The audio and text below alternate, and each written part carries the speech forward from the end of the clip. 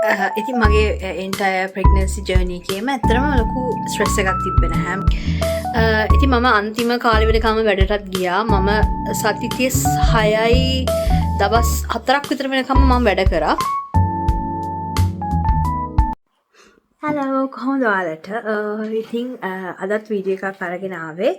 අද වීඩියෝ එක කරන්නේ මගේ ප්‍රෙග්නන්සි ජර්නී එක සම්බන්ධව කොහොමද UK හොස්පිටල් එකක ඩිලිවරි එකක් වුණේ සහ කොහොමද මම ස්කෑන්ස් වලට ගියේ ඒ වගේ දේවල් ගැන තමයි මම කතා කරන්න හදන්නේ. ඉතින් පටන් ගමු. ඉස්සරෝම දැන් මම ප්‍රෙග්නන්ට් කියලා දැනගත්ත දවසේ තමයි මම ස්ටෝරි එක කියන්නම්. එතකොට මටත් මේක මෙමරියක් විදිහට මට පස්සේ කාලෙක බලන්න පුළුවන්. ඉතින් පටන් ගත්ත දවස තමයි ඇත්තටම අපි ඒක unexpected. අපි මෙහි අපේ මගේ කලින් හිටපු තැන ටෙනන්සි එක ඉවර වෙලා අලුත් තැනකට මූ වුණා විතරයි. ඒ කියන්නේ මූ වෙලා සති කොහොම හරි සති දෙකක් විතර ඇති. එතකොට තමයි මගේ ඇඟට ටිකක් වෙනස්කම් පොඩි දේවල් ටිකක් දැනුණා. ඉතින් මේ හැමදාම වගේ Google කරලා බැලුවා මොකද මේ ප්‍රශ්නේ කියලා. ඊට පස්සේ මට හිතුණා ස්ට්‍රිප් එක චෙක් කරොත් හොඳයි කියලා. ඊට පස්සේ තමයි ස්ට්‍රිප් එක චෙක් කරලා බැලුවේ. මුලදී මට එච්චර ගාණක් තිබ්බේ නැහැ. පස්සේ මම එක චෙක් කරපුවාම ඒක පොසිටිව්. මම හිතුවා ඩිෆෙක්ට් එකක්ද දන්නේ නැහැ ස්ට්‍රිප් එකේ කියලා. ඊට පස්සේ මම ආයෙත් තව ස්ට්‍රිප්ස් දෙකක් චෙක් කරා. ඒවත් පොසිටිව්. එතකොට මට හිතුණා එහෙනම් ස්ට්‍රිප් එකේ අවුලක් නෙමෙයි මේක තියෙන්නේ මගේ අවුලක් කියලා. ඉතින් මම ස්ට්‍රිප්ස් පොසිටිව් කියලා දැනගත්තේ ජනවාරි මාසේ. එතකොට අපි ලංකාවට එන්නේ කියලා දාගෙන හිටියේ පෙබරවාරි මාසේ මුල. ඉතින් අතරම සෑහෙන බය වුණා මොකද කරන්න කියලා. මේ අපි කැන්සල් කරන්නත් බෑ මොකද අපි ගොඩක් රිසර්වේෂන්ස් දාලා තිබුණා, ෆ්ලයිට් බුක් කරලා තිබුණා. ඉතින් මේ හැමදේම ආය රිෆන්ඩබල් නැති විදිහ තමයි අපි බුක් කරලා තිබ්බේ. ඉතින් අපිට හිතුණා මට එහෙම ලොකු අමාරුවක් නැති නිසා ගිහින් එන්න අවුලක් නැති වෙයි කියලා. ඊට පස්සේ ඉතින් අපි බස් බුක් කරලා තිබුණේ. අපි ලන්ඩන් වලට ගිහිල්ලා තමයි ෆ්ලයිට් එක ගත්තේ මේ දවසට. මොකද අපි දෙන්නට ආස හිතන මැන්චෙස්ටර් නැතුව ලන්ඩන් ගිහිල්ලා බලන්න. ඉතින් ඇත්තටම මේකත් එක්ක සෑහෙන අමාරු ජර්නි එකක් වුණා ඒක. මොකද බස් එකේ යනකොට හරිම අමාරුයි. මොකද මට ගෙදරින් යද්දි මුකුත් කිසිම අමාරුවක් තිබුණේ නැහැ. හැබැයි ගියාම ඒ කියන්නේ යනකොට හරිම අමාරුයි. ඒ කියන්නේ හරිම uncomfortable. ඉතින් කොහොම හරි පැය 4කින් 5කින් විතර ලන්ඩන් වලට අපිට යන්න පුළුවන් වුණා බස් එකේ. ඊට පස්සේ අපේ ෆ්ලයිට් එක තිබුණේ ලන්ඩන් වල පාන්දර තිබුණේ. ඊට පස්සේ අපි ෆ්ලයිට් එකටත් ගියා. හැබැයි ෆ්ලයිට් එකට යන කලින් මට සෑහෙන අමාරු වෙලා හිටියේ. මේ මොකද ගෙදර තිබ්බේ නැති අමාරු ඔක්කොම ටික එයාපෝට් එකේ දියාවා. වමන යන්න එන ඒවා ඇඟේ අමාරු, ඔළුවේ අමාරු හැමදේම. ඒකට කරන්න දෙයක් නැහැ. මේ දැන් අපි භාගයක් දුර ඇවිල්ලා තියෙන. ඉතින් අපව ගෙදර යන්නත් බෑ. ඒ හින්දා ෆ්ලයිට් එකට නැංගා. හැබැයි ෆ්ලයිට් එකට ගිය වෙලාවේ නම් ප්‍රශ්නයක් නැහැ. ෆ්ලයිට් එකේ හැබැයි මේ ෆ්ලයිට් එකේ කෑම කන්න පොඩ්ඩක් අප්‍රිය ගතියක් ආවා. මම සාමාන්‍යයෙන් ෆ්ලයිට් එකේ කෑම කන්න ආසයි. ඒ වුණාට මේ අර ගිය දවස් ටිකේ හරිම අමාරුයි. මට අනික කටි කනවා පේන්නත් බෑ, මට කන්නත් බෑ. ඉතින් මේ ඒ වගේ පොඩි ප්‍රශ්න ටිකක් තිබ්බා. කොහොම හරි ලංකාවට ගියේ ඉතින් ඕන රිස්ක් එකක් කියලා හිතාගෙන තමයි ගියේ. එතකොට දැන් මෙහි ප්‍රෙග්නන්සි එකක් වුණාම GP හරහා ගිහිල්ලා මිඩ්වයිෆ් ගාව රෙජිස්ටර් වෙන්න ඕනේ. ඉතින් ඒක මම දැනගත්තේ ඒකත් මම Google කරලා තමයි දැනගත්තේ. මොකද කලින් මම ප්‍රෙග්නන්සි චයිල්ඩ් කෙයාර් සම්බන්ධව මම කිසිම අයිඩියා එකක් තිබුණේ නැහැ මෙහෙ. ඉතින් හැමදේම Google වලට පින් සිද්ධ වෙන හැමදේම මම දැනගත්තා. ඉතින් GP ට කෝල් කරලා අපොයින්ට්මන්ට් එකක් මිඩ්වයිෆ් එක දාගන්න ඒ වෙලාවේ මම පරක්කු වැඩි මොකද මම යන ගම. ඊට පස්සේ කොහොම හරි මම ඔන්ලයින් එයාලගේ ෆෝම් එකක් තිබ්බ ෆිල් කරන්න. ඒ කියන්නේ මිඩ්වයිෆ් ගාව රෙජිස්ටර් වෙන්න තියෙන ෆෝම් එකක්. හොප්ස් හොස්පිටල් එකේ වෙබ්සයිට් එකේ තිබුණා. ඊට පස්සේ මම ඒක ෆිල් කරලා ඒක සෙන්ඩ් කරා. ඊට පස්සේ මට දවස් 2කින් විතර රිප්ලයි එකක් ආවා. ඒකට මම ලංකාවේ ඔයාගේ අපොයින්ට්මන්ට් එකක් තියෙනවා මිඩ්වයිෆ් එක්ක මිඩ්වයිෆ් එක අපොයින්ට්මන්ට් එකක් තියෙනවා දවස් 14කින් එන්න කියලා තමයි දාලා තියෙන්නේ. ඒතකොට අපි ලංකාවේ නම් එන කාලේ වගේ තමයි අපොයින්ට්මන්ට් එක වැටලා තිබුණේ. ඒක ප්‍රශ්නයක් තිබ්බේ නැහැ. හැබැයි මට ෂුවර් තිබ්බේ නැහැ ඇත්තටම ප්‍රෙග්නන්ට් කියලා. මොකද නර්ස්ලා අපි දන්නවා මේ සාමාන්‍යයෙන් ස්ට්‍රිප්ස් පොසිටිව් වෙනවා එක එක රීසන්ස් වලට. ඉතින් මම ටිකක් බය වෙලා හිටියේ මොකද දන්නේ නැහැ කියලා. ඊට පස්සේ අපි ලංකාවට ගිහිල්ලා ඩොක්ටර් කෙනෙක් channel කරලා ඩොක්ටර් කෙනෙක්ව channel කරලා ස්කෑන් එකක් කරගත්තා. එතකොට තමයි මට ඇත්තටම තේරුණේ ඇත්තටම ප්‍රෙග්නන්ට් නේද කියලා. ඒකවලත් ගාණක් තිබ්බේ නැහැ මොකද කරන්න කියලා. හැබැයි ලංකාවට ගිහිල්ලා අපි කරන්න හිටපු කිසිම දෙයක් කරගන්න හම්බුනේ නැහැ. ඒකට අර සික්නස් ටික ඔක්කොම ටික ඇවිල්ලා තිබුණේ ලංකාවට ආවට පස්සේ. ඉතින් මේ අපේ වැකේෂන් එක ඇත්තටම මේ හිත විදිහට කරගන්න බැරි වුණා. ඒ කියන්නේ අනම්මනම් කන දේවල් හිමේ ට්‍රිප් යන්න හැමදේම ප්ලෑන් කරන් හිටියේ. ඒනවා ටිකක්වත් කරගන්න බැරි වුණා. කොහොම හරි පුලම් පොඩි දේවල් ටිකක් ඉතින් කෑවා. ගොඩක් අර කැමැත්තෙන් හිටපු දේවල් ටික කරගන්න බැරි වුණා. කොහොම හරි හරිම අමාරුවෙන් තමයි ඒ දවස් ටික ගත කරේ. මොකද රස්නෙත් එක්ක හරිම අමාරුයි. දැන් අපි මේ මම හිතන්නේ සීතලට පුරුදු වෙලා මේ ලංකාවේ ඒ හිටපු දවස් ටිකේ හරිම කියන්නේ ඇඟට හරිම අමාරුයි, රස්නේ වැඩි. ඉතින් මේ එන්නේ කවද්ද කියා තමයි මම නම් ඇත්තටම මේ හිටියේ. ඒකමනේ හරිම අමාරුවෙන් හරිම අපහසුතාවයෙන් තමයි හිටියේ. මම හිතන්නේ මේ කියන්නේ ෆස්ට් ට්‍රයිමස්ටර් එකේ තිබ්බ අපහසුතාව ඒවත් එක්ක වෙන්න ඇති. මේ අමාරුකම් ටික දැනුනේ. අන්න ඊට පස්සේ අපි කොහොම හරි සති දෙකකින් පස්සේ ලංකාවෙන් UK වලට ආවා. එනකොටත් අපි ලන්ඩන් වල හීත්‍රූ වලට තමයි ටිකට් දාලා තිබුණේ. ඊට පස්සේ හීත්‍රූ වලින් අපි හොටෙල් එකක් බුක් කරගත්තා. මොකද එදා රෑ යන්න බෑ. මේ හරිම අමාරුයි ඇඟට. ඊට පස්සේ රෙස්ට් එකක් ගන්න කියලා ට්‍රැවල් ලොජ් එකක් දාගත්තා. ඊට පස්සේ ට්‍රැවල් ලොජ් එකේ තමයි හිටියේ. ඊට පස්සේ පහුවදා තමයි අපි ගියේ. මොකද ඒ දවස්වල මට කන්නත් බෑ. මට මේ මෙහෙක් තියෙන කෑම කොහොමවත් කන්න බෑ. ඊට පස්සේ මේ කොහොම හරි මේ අපේ අඳුරන මල්ලි කෙනෙක් බත් එකක් ගෙනත් දුන්නා. ඒක තමයි මම කෑවේ. ඉතින් මේ ඒකෙදි තමයි තාමත් මතකයි. මොකද ඒක මේ අර හරිම අමාරු හරිම අපහසුවෙන් තමයි ඒ දවස්වල හිටියේ. ඉතින් ලංකාවෙන් එනකොට මම ඔය ඇඹුල් ජාති ටිකක් අරන් ආවා. ඒ ටික කකා තමයි හිටියේ. ඊට පස්සේ දැන් අපි කොහොම හරිම අමාරුවෙන් National Express එකත් අරගෙන අපි ගෙදරට ආවා. ඉතින් එදා ඉඳන් හරිම අමාරුවෙන් තමයි හිටියේ. වමන යනවා, කන්න බෑ, බඩට යන්නත් අමාරුයි. හැබැයි හොඳම දේ කියන්නේ මම වැඩ කරන තැන NHS එක හරිම flexible. ඒ කියන්නේ pregnancy related sickness වලට එයාලා නිවාඩු ෆවුන්ඩ් කරන්නේ නැහැ. හරිම හෙල්ප්ෆුල්. ඒ කියන්නේ මට ඒ දවස්වල හරිම අමාරුවෙන් හිටියේ. මම කෝල් කරලා කියනවා මට එන්න හරිම අමාරුයි කියලා. එතකොට එයාලා කියනවා කමක් නැහැ. අපි ඒක කවුන්ට් කරන්නේ නැහැ. ඔයාට පුළුවන් වුණාම එන්න කියලා. ඉතින් හරිම ස්ට්‍රෙස් ෆ්‍රී. කිසිම කෙනෙක් බල කරන්නේ නැහැ ඉන්න වැඩට එන්න ඒ වගේ කියලා. හරිම සැහැල්ලුවෙන් තමයි මම හිටියේ ඒ දවස්වල. හැබැයි අර අමාරුකම් තිබ්බ. හැබැයි ජොබ් වයිස් හරිම ෆ්ලෙක්සිබල්. හරිම ස්ට්‍රෙස් ෆ්‍රී විදිහට තමයි හිටියේ. ඉතින් මම හරිම blessed ඒ වගේ ජොබ් එකක් හම්බෙන්න.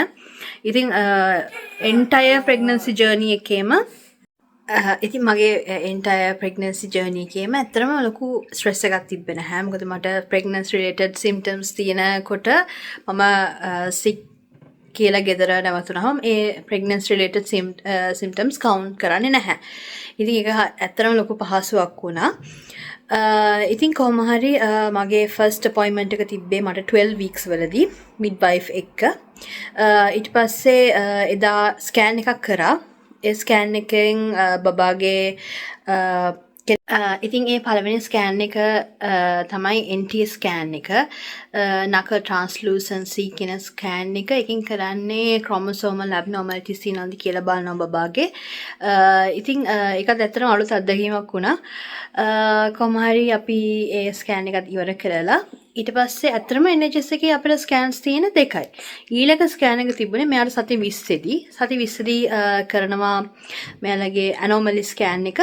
ඒක මැන්ඩිටරි එකක්. ඉතින් anomaly ස්කෑන් එක කරලා බබාගේ හැම ඕගන් එකම අපිට පෙන්න කියනවා මේක තමයි මේක තමයි මේක කියලා. ඉතින් අපිට ප්‍රශ්න තියෙනවා නම් අහන්න පුළුවන්. ඉතින් වගේ බර්ත් පාර්ට්නර්වත් ගන්න පුළුවන් ඒ ස්කෑන් එක කරන තැනට. ඉතින් හරිම හොඳ කස්ටමර් කෙයා එකක් තිබුණා. මම ඇත්තටම මේ සැටිස් ඒ ගැන. එතකොට අපිට ස්කෑන් ෆොටෝස් අපිට ගන්න පුළුවන්, පර්චේස් කරගන්න පුළුවන්. හැබැයි ඔයා ස්ටාෆ් නම් ඔයාට ඒක ෆ්‍රී හම්බ වෙනවා. ඉතින් මට ෆ්‍රී හම්බුණා ඒ ෆොටෝස් ටික, මෙයාගේ ස්කෑන් ෆොටෝස් ටික. ඉතින් මේ මට දැන් අර ක්‍රේවිංස් එහෙම තිබුණාට ඉතින් ලොකුවට ක්‍රේවිංස් ගන්න මේ තැනක් නැහැ. ඒ වුණාට මට ගොඩක් මෙහි හිටපු මෙහි ලංකාවේ කට්ටිය ගොඩක් මට කෑම එහෙම ගෙනල්ලා දුන්නා. ඇත්තටම ගොඩාක් ස්තුතිවන්ත වෙනවා හැමෝටම. ඇත්තටම ඒ කාලේ ඒක ලොකු දෙයක්. මොකද මට මං වින ගෑම කන්නත් බෑ. මොකද හස්බන්ඩ් යන්න වෙලාවකුත් නැහැ. ඉතින් ඒක හරිම අමාරු කාලයක් තිබුණේ. ඒ වුණාට අපි කොහොම හරි මේ අමාරු කාලේ ගෙවා ගත්තා. ඉතින් ස්කෑන්ස් දෙකක් වුණාට මිඩ්වයිෆ් අපොයින්ට්මන්ට්ස් තිබුණා හැම සති 4කට වතාවක්ම මාස 6ක් හෝ 7ක් වෙනකම්. ඊට පස්සේ සති දෙකෙන් දෙකට තමයි තිබුණේ මිඩ්වයිෆ් අපොයින්ට්මන්ට්ස්. ඒකෙත් කියන්නේ එයාලට බඩ මෙෂර් කරලා තමයි කියන්නේ බබාගේ පීටීම ඒව මේව බලන්නේ. ස්කෑන්ස් කරන්නේ නැහැ. හැබැයි එයාලට තේරුණොත් මෙෂර්මන්ට්ස් වල මොකක් හරි ප්‍රශ්නයක් තියෙනවා කියලා එයාලා එතකොට අපිට ස්කෑන් එකට රිෆර් කරනවා. ඉතින් මට නම් එහෙම අවුලක් තිබුණේ නැහැ. මොකද මගේ ලෝ රිස්ක් ප්‍රෙග්නන්සි ගණයට තමයි ඒක දාලා තිබුණේ. ඉතින් මම අන්තිම කාලෙ වෙනකම් වැඩටත් ගියා. මම සති 36යි දවස් 4ක් විතර වෙනකම් මම වැඩ කරා. ඇත්තටම හරිම අමාරුවෙන් වැඩ කරේ. මොකද අපේ මේට්‍රන් එහෙම හරිම සපෝටිව් කියන්නේ. ගොඩක්ම එයා මාව දැකලා මගේ මැනේජර්ට කියලා තිබුණා මේ මට නිවාඩු දෙන්න, මේ තියෙනේ වගේ දාලා දෙන්න. එයා අමාරුවෙන් වැඩ කරන්න කියලා. ඉතින් ඒ තරම් හරිම හොඳ ස්ටාෆ් එකක් තමයි මට ඉන්නේ. ඉතින් මේ ඇත්තටම ස්ටාෆ් එක කට්ටිය මට ගොඩක් උදව් කරා. ඒ කියන්නේ මට එහෙට මෙහෙට දුවන්නවත් දෙන්න හැම වෙලේම ඉඳගෙන ඉන්න තමයි කියන්නේ. හැම වෙලේම පුටුවක් දීලා බැනලා කියනවා ඉඳ ගන්න කියලා. ඉතින් මේ ඒතර අපි එහෙම ඉඳගෙන ඉඳලා පුරුදු නෑනේ. ඒ වුණාට ඉතින් මේ ඒ දවස්වල හරි ඇත්තටම හොඳ සැලකිල්ලක් තිබුණා. ඊට පස්සේ මම අන්තිමේටම වැඩ කරේ සැප්තැම්බර් 5 වෙනිදා. එදා මම හැමෝටම කියන්නේ එතකොට මට ඩිලිවරි එක තිබුණේ සැප්තැම්බර් 26. ඉතින් මට ගොඩක් මං හිතුවා සති දෙක තුනක්ම තියෙනවා. ඉතින් මට පොඩ්ඩක් නිදා ගන්න පොඩ්ඩක් සැනසීලා ඉන්න පුළුවන් කියලා. හැබැයි එහෙම කරන්න උනේ නැහැ. සැප්තැම්බර් 7 වෙනිදා මට කන්ට්‍රැක්ෂන්ස් වගේ දැනුණා. ඒත් එක්කම මෙයා දඟලන්නේ නැති බව මට තේරුණා. ඊට පස්සේ දැන් පාන්දර 1ට විතර මට හරි බයයි. දැන් මෙයා දඟලන්නේ නැහැ. මම දැන් මියුසික් දාලා බලනවා. ඒක සද්ද කරලා බලනවා. බඩට පොඩි ඇරලා බලනවා. කිසිම සද්දයක් නැහැ. ඊට පස්සේ මේ මම හස්බන්ඩ්ටත් කියලා මේ අපි ගිහින් බලමු කොහොමද දන්නේ නැහැ. ඒ කියන්නේ එතකොටම මට පොඩි කන්ට්‍රැක්ෂන්ස් ටිකක් තිබුණා. ඒ කියන්නේ මට කන්ට්‍රැක්ෂන්ස්ම කියලා හරිම ෂුවර් නැහැ.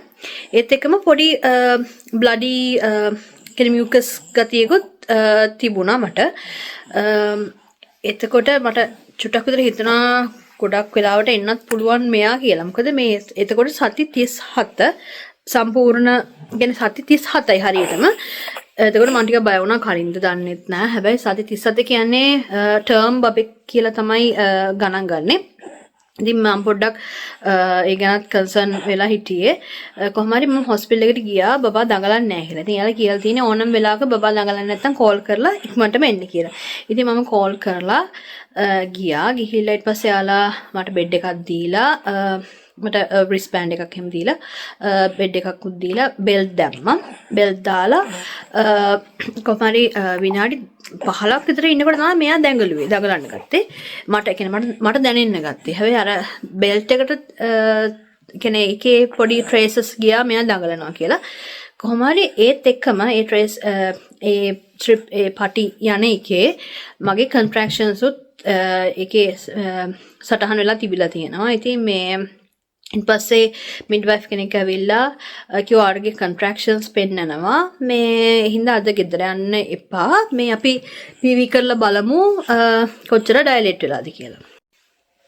ඉතින් ඒ ඇවිල්ලා සැප්තැම්බර් 7 වෙනිදා පාන්දර 1ට විතර ඊස් කොහොම හරි PV කරපු ගමන් මගේ වෝටර් බෑග් එක කැඩුනා.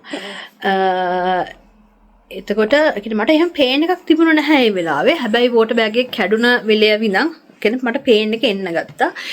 එයාලා කිව්වා ටිකක් ඇවිදින්න යන්න, පඩිපෙල් තියෙනවා, පඩිපෙල් නගින්න, පොඩ්ඩක් ඇවිදලා එන්න, මොන හරි කාලා එන්න. එහෙම කියලා ඉතින් ඒ කට්ටිය හෙට මාව එන්කරේජ් කරලා හෙට මෙහෙට යවුවා. ඊට පස්සේ මේ මමයි හස්බන්ඩ් ඉතින් හොස්පිටල් එක වටේ තියෙන පඩිපෙළුයි ඔක්කොගෙම ඉතින් නැග හිටියා. හරිම අමාරුයි. ඒ කියන්නේ වෝටර් බෑග් එක බ්‍රේක් වුණාට පස්සේ කියන්නේ කොන්ට්‍රැක්ෂන්ස් එන්න ගන්නවා. හරිම ප්‍රෙෂරයිසිං පේන් එකක් තියෙන. මට ඒක ඩිස්ක්‍රයිබ් කරන්න තේරෙන්නේ නැහැ. හරිම ඇත්තටම හරිම අමාරුයි ඒක. කියන්න තේරෙන්නේ නැහැ. ඉතින් මට ඇවිදගෙන බැලුවා මම එතන තිබ්බ බංකුවකටලා ඉඳගෙනත් හිටියා. මන්නම් බෑ ආයේ යන්න. මේ මොනවා හරි කරලා මේ ළමයා වරන් දෙන්න කියලා තමයි මේ මොකද මට හරිම ඒ කියන්නේ හරිම අපහසුයි ඒ වෙලාවේ. ඊට පස්සේ කොහොම හරි මම back to assessment unit එකට මම ආපහු ගියා. සිගිලා කිව්වා මට නම් ඉන්න බෑ පේන් එක වැඩි කියලා. ඊට පස්සේ එයාලා මට ගෑස් එකක් අල්ලන්න දුන්නා. ඒ ගෑස් එක තමයි laughing gas එක. ඔව් laughing gas එක. ඉතින් මේක චුට්ටක් අල්ලපුවම පොඩ්ඩක් අර ඩිසී ගතියක් එනවා. හැබැයි ඒකේ මට නම් හරි ගියේ නැහැ. ඊට පස්සේ මම කිව්වා මට එපිඩුරල් එක ඕනේ මේ මම ස්ටාෆ් මම ඒ කියන්නේ එයාලා කලින් දන්නවා මම ස්ටාෆ් කියලා. ඉතින් මම කිව්වා මම දන්නවා මොකද කොහොමද එපිඩුරල් එක දෙන්නේ සහ ඒකේ තියෙන මේ සයිඩ් ඉෆෙක්ට්ස් ඔක්කොම දන්නවා. අනේ මට ඒක දෙන්න කියලා. ඊට පස්සේ කොහොම හරි එයාලා කිව්වා ඇනස්තටික් කෙනෙක් ඕනේ. ඒ වගේම ලේබර් රූම් එකක් එම්ටි වෙන්නත් ඕන.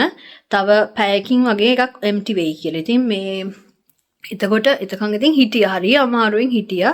ගෑස් එක හරියන්නේ නැහැ. ඉතින් මම අඬ තමයි හිටියේ. ඊට පස්සේ අර කට්ටිය එනවා පේන් කිලර්ස් දෙනවා. හරියන්නේම නැහැ. ඊට පස්සේ කොහොම හරි එයාලා මව පාන්දර 4ට හෝ 5ට වගේ තමයි ඩිලිවරි රූම් එකට ගත්තේ. එතකන් ඉතින් ගෑස් එකකින්ුයි පේන් කිලර්ස් වලිනුයි තමයි හිටියේ. ඊනට මේ පේන් එකේ අඩුවක් නැහැ. ඊට පස්සේ කොහොම හරි එපිඩුරල් එක දෙන්න ඇනස්තටිස්ට් ආවා. ඒතර ඒකේ ඇවිල්ලා හිටියත් මගේ ස්ටාෆ් එකේ කෙනෙක්ම තමයි. ඉතින් මට ඇත්තටම මේකත් හරිම හෙල්ප්ෆුල් ඒ වෙලාවේ. මොකද දන්න කෙනෙක් ඉන්න එක ලොකු දෙයක් ඉතින් ඒ වෙලාවේ. ඉතින් හස්බන්ඩ්ුත් ළඟ ඉන්නවා. එයාට කරගන්න දෙයක්වත් නැහැ. ඉතින් මට මම සාමාන්‍යයෙන් අඬන මිනිස්සෙක් නෙමෙයි. හරිම අමාරුයි මේ පේන් එක. හරිම අමාරුයි. ඊට පස්සේ ඉතින් අඬ තමයි හිටියේ. කොහොම හරි එපිඩුරල් එක ගත්තට පස්සේ මට අර පේන් එක අර තද්ද පේන් එක නැති වෙනවා. ඒ වුණාට අර ප්‍රෙෂරයිසිං ගතිය තියෙනවා. ඒක ඉතින් එයාලා කිව්වා ප්‍රෙෂරයිසිං ගතිය කොහොමද තියෙනවා. ඒකෙන් තමයි පුෂ් කරන්න පුළුවන් වෙන්නේ. එහෙම කියලා ඉතින් මේ කිව්වා කොහොම හරි එතකොට උදේ 6-7 වගේ වෙනකොට මම සෙටල්. එතකොට මට දැන් එහෙම අවුලක් නැහැ. මම ඉතින් ෆෝන් එක බලබලා හස්බන්ඩ් එක කයි එක ගන්න හිටියා. ඊළඟට දැන් කොහොම හරි හරිම අමාරුයි කම්මැලි. එයාලා පීවී කරලා බලනවා ඕපන් වෙලා නැහැ. එද්දි සෙන්ටිමීටර් 2ක් ඩයලේට් වෙලා තිබ්බත් පැය ගාණක් ගියාට පස්සේ සෙන්ටිමීටර් 4යි ඩයලේට් වෙලා තිබ්බේ. ඉතින් හරි අමාරුයි හිටියා කොහොම හරි හවස එතකොට හවස් වෙනකනුත් හරියට කියන්නේ හවස 3 විතර වෙනකොට නැහැ. කොහොම හරි ඒ වෙනකොට මට ටිකක් වොමිටිං ගතිය වැඩි, වොමිට් වෙනවා. එතකොට ඒවත් එක්කම මට උණත් හැදිලා තිබුණා. මොකද මේ මං හිතන්නේ මේ දැන් වෝටර් මේ බෑග් එක ඩැමේජ් නිසා මං හිතන්නේ මේ ජර්ම් එකක් වගේ ගිහිල්ලා වෙන්නත් පුළුවන් කියලා. ඊට පස්සේ කොහොම හරි ඒ වෙලාවේ යාලා ડોක්ටර් කෙනෙක්ට කතා කරලා එයා මට කොහොම හරි එයාලා සස්පෙක්ට් කරා මොකද මගේ heart rate එකත් වැඩි සහ ෆීවර් තිබුණා. බබාගේ heart rate එකත් drop වෙන කියන්නේ එයා මට drop වෙනවා කියලා වගේ මට මතක හරියට මතක නැහැ. මේ ඒත් එක්කම මේ අනේ බබාගේ ටැකි යන කතාවක් තමයි කිව්වේ. ඊට පස්සේ මේ එයාලා මේ මට ෆීවර් එකට පැරසිටමෝල් දුන්නා සහ මේ කියන්නේ සෙප්ටික් ස්ක්‍රීනින් කරා කැනියුලාස් දාලා බ්ලඩ් අරගෙන කියන වයිට් බෝක් කැනියුලාස් මම හිතන්නේ 2ක් විතර දැම්මා. ඊට පස්සේ බ්ලඩ් ගත්තා ගොඩක් සෙප්සිස් ස්ක්‍රීනින් වලට. ඉතින් ඒ වගේ ගොඩක් දේවල් කරා. ඊට පස්සේ කොහොම හරි ඇන්ටිබයොටික් එකක් මට යාළ ප්‍රෙස්ක්‍රයිබ් කරලා ඒ වෙලේම දුන්නා. ඊට පස්සේ පැයක් දෙකක් විතර යනකොට මට ෆීවර් ගතිය අඩු වුණා. ඊට පස්සේ පොඩක් සෙටල්. හැබැයි අර වොමිටිං ගතිය තිබ්බා. මට කියනවා මගේ බ්ලඩ් ප්‍රෙෂර් හොඳටම අඩු වෙලා තිබිලා තියෙනවා. ඊට පස්සේ යාළ මට වතුර බොන්න කිව්වට වතුර බොන්න බෑ. වතුර බොන වතුර එක වමන යනවා. ඊට පස්සේ මේ කොහොම හරි යාලා ඒ වෙලාවේ මට ෆ්ලුයිඩ් දුන්නා. ෆ්ලුයිඩ් එක දීලා එතකොට කොහොම හරි රෑ 7 වගේ වෙනකොට වෙන ෆ්ලුයිඩ් කියන්නේ එතකොට ෆීවර් සෙටල් පොඩක් ඒ වුණාට අර හරි අමාරුයි. කියන්නේ කවුද එන්නේ මොකද කියන්නේ කියලා මට ඇහෙනවා. වෙනකොට මට තේරුම් ගන්න තරම් එච්චර අර මානසිකත්වයක් නැහැ. මේ අර පේන් එකයි ප්‍රෙෂර් එක වගේ පේන් එක අර නර්වස් බයයි ඔය හැමදේමත් එක්ක මට කියන දෙයක්වත් තේරෙන්නේ නැහැ. ඉතින් මේ ඩොක්ටර්ස්ලා යනවා කතා කරනවා බෝඩ් රවුන්ඩ්ස් එනවා.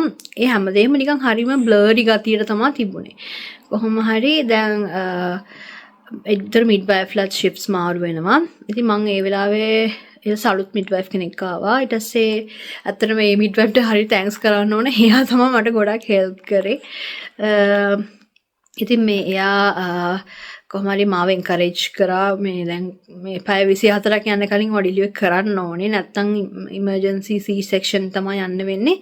ඊට කලින් අපි try කරමු කියලා තමයි කොහොම හරි රෑ 10ට 9:00 විතර ඉඳන් මට එයා පුෂ් කරන්න කියලා එයා එන්කරේජ් කරනවා කියන්නේ. ඊට පස්සේ බැරිම තැන ඕපන් වෙන්නේ නැතිම තැන සින්ටෝ දුන්නා. ඊට පස්සේ තමයි ඩයිලේට් උනේ. ඊට පස්සේ කොහොම හරි මෙයාම හම්බුණා 10යි ගානට වගේ තමයි හම්බුනේ. මට හරියට වෙලාව හරියටම මතක නැහැ. මතක තියාගන්න තරම් මානසිකත්වයක් තිබෙත් නැහැ. ඉතින් ඊට පස්සේ ඩිලිවරි එක වුණාට පස්සේ දැන් මට බබා දුන්නා. ඒත් මට අර එහෙම මතක නැහැ මම බබා ගත්තද කියලා මට එච්චර ගාණක් නැහැ. ඊට පස්සේ මේ බ්ලීඩ් වෙලා ගොඩක් මේ කියන්නේ ප්ලසෙන්ටා එක ඩිලිවර්ඩ් වෙලා එතකොට හොඳටම බ්ලීඩ් වෙලා 2 ලීටර්ස් විතර බ්ලීඩ් වෙලා තියෙනවා. එතකොට මට මතකයි ඩොක්ටර්ස්ලා දුවගෙන එනවා. ඒ වගේ දේවල් ටිකක් මට මතකයි. ඊටු ටික ලොකුවට මතක නැහැ. ඊට පස්සේ කොහොම හරි ටික වෙලාවකින් පස්සේ මට මතක කැනියුලාස් දානවා ගොඩක්. මං හිතන්නේ එතන ලොකු ඒ කියන්නේ ඉමර්ජන්සියක් වෙලා. ඒ කියන්නේ මගේ ලෝ රිස්ක් ප්‍රෙග්නන්සි එක හයි රිස්ක් ප්‍රෙග්නන්සි එකක් හයි රිස්ක් ඩිලිවරි එකක් දක්වා ගිහිල්ලා තිබුණා. ඉතින් මේ ඒක මට මම ඒක දැනගත්තෙත් පස්සේ කෝල් කරලා එයාලගෙන් බර්ත් ඩීබ්‍රීෆ් එකක් අහගත්තා මොකද උනේ කියලා. මොකද මට ඒ වෙලාවේ මතක තිබුණේ නැහැ. මොකද උනේ කියලාවත් මතක තිබ්බේ නැති නිසා. ඉතින් මොකද එයාලා හැමදේම ડોකියුමන්ට් කරනවා. ඒ හැමදේම ඉතින් එයාලා මට වෙලාවට මොකද උනේ කියලා මට ඩීබ්‍රීෆ් එකෙන් කරා. මොකද මට ඒක දැනගන්න ඕන වුණ නිසා. කොහොම හරි ඉතින් යාලා වෝඩ් එකට දාලා නිකන් ඉන්නේ නැහැ. මම ඊට පස්සේ දවස් 7කින් පස්සේ කොහොම හරි ඩිස්චාර්ජ් කරා. ඉතින් ඒ අතරේ තව යාලා චෙක්අප්ස් හැමදේම කරලා කොහොම හරි චෙක්අප්ස් හැමදේම ඉවර කරලා කොහොම හරි මම ගෙදර ආවා. ගෙදර එනකොට දෙන්නේ කාර් සීට් එකක් අනිවාර්යෙන් ඕන බබාට ගන්න. ඉතින් අපි කාර් සීට් එක උතාරගෙන බබාව කොහොම හරි අරගෙන ආවා. එතකොට මෙයාලා හැබැයි බබා ගෙනාවට පහුවදා ඉඳන්ම එනවා බබාව බලන්න මිඩ්වයිෆ්ලා. එතකොට දැන් මෙයාව ගෙදර ගෙනල්ලා දවස් දෙකකින් ආවා මිඩ්වයිෆ්. ඊට පස්සේ දවස් 4කින් විතර තව එක්කෙනෙක් ආවා. කියන්නේ අම්මව බලන්න සහ බබාව බලන්න මිඩ්වයිෆ්ලා දෙන්නෙක් එනවා. එතකොට වාට දැන් කිරි දෙන්න සපෝට් එකක් ඕන නම් එතකොට ඒ සපෝට් එකට තව කෙනෙක් එනවා. කියන්නේ හෙල්ත් විසිටර්ස් එනවා හැම වෙලේම. දැන් බබාට අවුරුද්දක් විතර නිකන් හෙල්ත් විසිටර් කෙනෙක් එනවා සරින් සරේට. ඉතින් හරිම හරි ප්ලෑන් හෙල්ත් කෙයාර් එකක් තියෙන. මම නම් ඉතින් සැටිස්ෆයිඩ්. කිසිම ප්‍රශ්නයක් වුණේ නැහැ මට. අර මගේ කොම්ප්ලිකේෂන්ස් තමයි තිබුණේ. එතන මේක විල මේ පොඩි බ්‍රීෆින් එකක් වගේ ඊට වඩා ලොකු දේවල් ටිකක් වුණා. ඉතින් අර කියන්න තරම් කියන්න තේරෙන්නේ නැහැ ඒක කොහොමද කියන්නේ කියලා. ඉතින් මේක මට අමතක වෙන්නත් කලින් මම මේක ડોකියුමන්ට් කරගත්තොත් හොඳයි කියලා මට හිතුණා. ඉතින් ඒක තමයි මගේ බර්ත් ජර්නි එක. ඉතින් දැන් මෙයාට මාස 4ක් වෙනවා. ඉතින් දැන් ඉතින් fully recovered. කියලා හිතනවා. ඒත් එක්කම කියන්න ඕනේ entire delivery process එකේ මගේ husband මං ගාව හිටියා. එතකොට එයාට දුන්නා umbilical cord එක කපන්න දුන්නා. ඉතින් එයාත් කියනවා ඒක නම් පුදුම වේදනාවක් මේ ආයෙ කොහොම නැහැ කියලා. ඉතින් ඇත්තටම husband කෙනෙක් බලන් දකින්න ඕන නිසා ළඟ ඉන්න ඕන මේ වගේ වෙලාවක. ඇත්තටම ඉතින් මේ ගොඩක් තැන්ක්ස් කරන්න ඕන මගේ හස්බන්ඩ්ට. හැම දෙයකටම පුළුවන් හැම වෙලේම මාත් එක්කම ඉන්නවා. හැම දෙයකටම බබාගේ වැඩ මගේ වැඩ හැම දෙයක්ම මට කරලා දෙනවා. ඉතින් ඒ වගේ කෙනෙක් හම්බෙන්නත් ඉතින් ඇත්තටම ලොකු පිනක් කරලා තියෙන්න ඕන. මට හරිම ඒ සම්බන්ධ නම් හරිම සතුටුයි. ඉතින් ඒක තමයි මගේ බර්ත් ස්ටෝරි එක. ඉතින් ඔයිට වඩා ගොඩක් දේවල් වුණා. ඇත්තට මට කියන්න තරම් තේරෙන්නේ නැහැ. ඉතින් ඔක ඇවිල්ලා මගේ මෙමරියක් විදිහට තමයි අප්ලෝඩ් වෙන්නේ. මොකද මට අමතක වුණොත් එහෙම මට ඔක බලන්න පුළුවන් ඉස්සරහට. ඉතින් ඒ වීඩියෝ එකකටත් කැමති වෙයි කියලා හිතනවා. ඉතින් තවත් වීඩියෝ එකකින් හම්බෙමු. කැමති නම් ලයික් කරන්න, සබ්ස්ක්‍රයිබ් කරන්නත් පුළුවන්. ගිහින් එන්න.